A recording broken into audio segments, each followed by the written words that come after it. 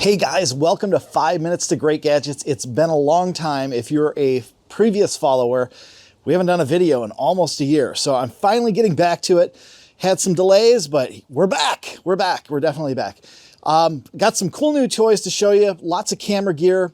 I was going to do this strictly on the new Osmo Mobile 3, the handheld gimbal made by DJI. It folds up, very compact, but I think I'm going to include a little bit of all my camera technologies, so it may help you if you decide, just say you want to go on a family vacation and do something really cool. This is absolutely what you're going to need to know, what you're going to want to use. It's going to make for some great videos. So let's get started. Hello and welcome. It's time for 5 Minutes to Great Gadgets.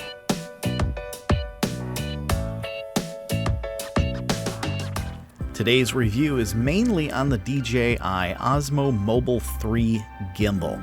However, we are going to include a short review of the DJI Osmo Pocket, as well as the Rode Wireless Go mic system. Before we get started with some examples, one of the things I want to cover is the features, the general features of this particular gimbal. The Osmo Mobile 3 improves upon its previous version with a few nice features. For one, it's now completely foldable.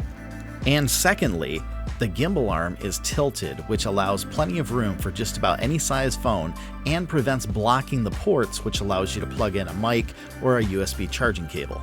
The phone mount features a spring-loaded rubberized grip which easily fits most phones even with the case on. The controls are well placed and allow for rotation, tilt and zoom, as well as selecting between portrait and landscape, photo or video, recording, and much more. The bottom of the grip features a standard camera thread so you can add a tripod if needed. There's even a USB port on the right side which allows you to plug in a charging cable and charge your phone from the gimbal. I've been very happy with the Osmo Mobile 3, but that's not to say that it's perfect. First of all, it is inexpensive. I got mine for around $90 in between the holidays. It's relatively small when folded. You can't quite stick it in your pocket, but it would easily fit into a medium-sized purse.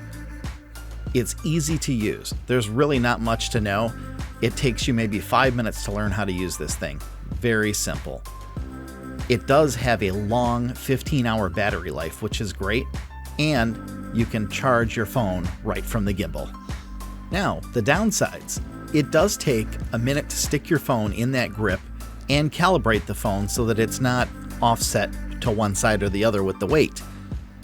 It's also dependent on your phone's camera. If you don't have a good camera on your phone, you're not going to get great video. It doesn't quite fit in your pocket, as I mentioned. And lastly, you're limited to the amount of storage space on your phone. Oh, and there's one more thing. The Osmo Mobile 3 runs on the DJI MIMO app on your phone. The MIMO app offers some nice features.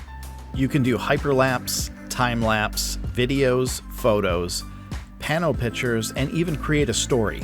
The app allows for gesture control, which lets you start and stop the video with a hand motion, as well as face tracking, which you can stop and start with another hand motion.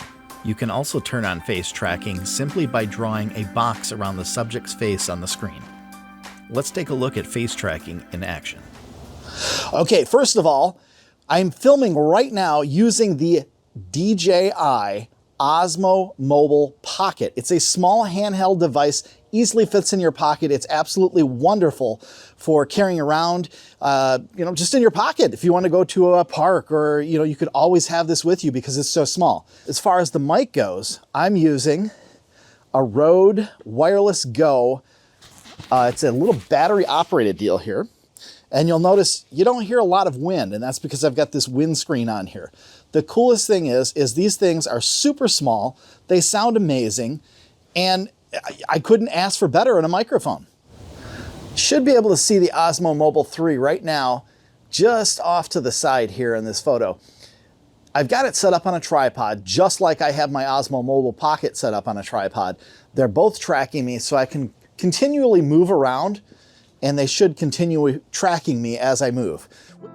All right, let's take a look at some footage. On the left side, we have the Osmo Mobile 3 with the Samsung S9 Plus phone. On the right side, we have the Osmo Pocket. Both of these units, one is a gimbal, the other has a gimbal built into it. The only difference you'll notice between these two is that the Samsung S9 Plus is doing a little bit better with the low light. This was recorded about 5 p.m. Both gimbals seem to be doing a good job of stabilizing the video. You'll notice there's not a whole lot of motion other than a little bit of up and down. In our next clip, we'll look at time-lapse. Both the DJI MIMO app and the DJI Osmo Pocket have the ability to do time-lapse. And here you'll notice, once again, the Osmo Pocket is just a little bit darker than the Samsung S9 Plus.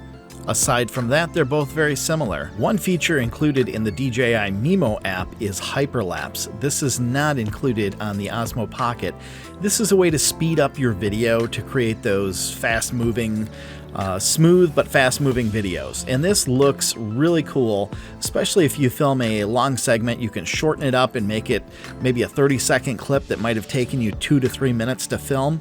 There are some ways to create this effect with the Osmo Pocket, but those are done during editing and they're not a feature built into the device itself.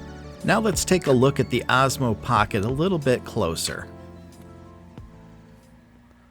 For starters, the DJI Osmo Pocket comes in at just 5 inches tall. It's very compact. It measures about 1.5 by 1.5 inches and 5 inches tall. It features a built-in battery, and DJI claims the battery will last for 140 minutes of recording time. That's not standby time, that's actual recording time. Over the last year or so, I've had the opportunity to use this on several outings. I've never run out of battery time while filming. The gimbal head of the Osmo Pocket features a 3-axis stabilization that's very smooth and makes for great video. The camera features a 1/2.3-inch lens with video up to 4K 60 frames per second. Just below the gimbal head of the Osmo Pocket is a touchscreen. It's a small touchscreen, about 1 inch by 1 inch, but it does allow you to access settings, previews, change the resolution, and most importantly, offers a live preview. Because the screen is square, it offers an odd aspect ratio. You can, however, get rid of those black bars that show up at the top and bottom and make your video zoomed in to fill the entire screen. Right below the screen is a universal phone adapter that slides in and out of the Osmo Pocket, which can be faced outward to plug into the phone or face inward to protect the adapter. DJI includes a USB-C and a Lightning adapter. You can, however, purchase aftermarket adapters, including a micro USB. Easy-to-use controls allow changing between photo and video, starting and stopping recording, turning the camera around for first-person view, or to turn the power off on the unit. There are 2 microphones on the Osmo Pocket. One is located right above the controls on the front. The other is on the bottom, right next to the USB-C charging port. The price of the Osmo Pocket ranges from a low of $300 all the way up to $350. A hard-shelled case and a charging cable is also included. The Osmo Pocket uses a micro SD to save its recordings. I've used up to 128 gigabyte, but I've heard of other users using up to 256 gigabytes. Lastly, I wanted to show you what the Osmo Pocket looks like when it's hooked up to your phone. The Osmo Pocket also uses the DJI MIMO app and will self-detect the Osmo Pocket when plugged in. The rig that I am using here is specifically made for your phone and the Osmo Pocket. It has a bracket for each. There's a standard threaded mount at the bottom for your tripod and a cold shoe mount at the top of the phone bracket. This particular bracket is made by a company called Ulanzi. You'll also notice that I have my Rode Wireless Go receiver mounted to the top here, which brings us to our next topic. The Rode Wireless Go is a very small but very powerful transmitter and receiver. They feature internal rechargeable batteries that last up to 7 hours, offers a 150-foot line-of-sight range. That means you have to be within sight. You can't transmit through walls at 150 feet. It's just not going to cover that distance. And included with the transmitter and receiver is also a dead cat mic windscreen that goes over the built-in mic on the transmitter, as well as charging cables and a small case to carry everything. Starting with the receiver, the top features a power on and off button, and the front features a display which shows battery level for both transmitter and receiver, signal, volume meter, and gain level.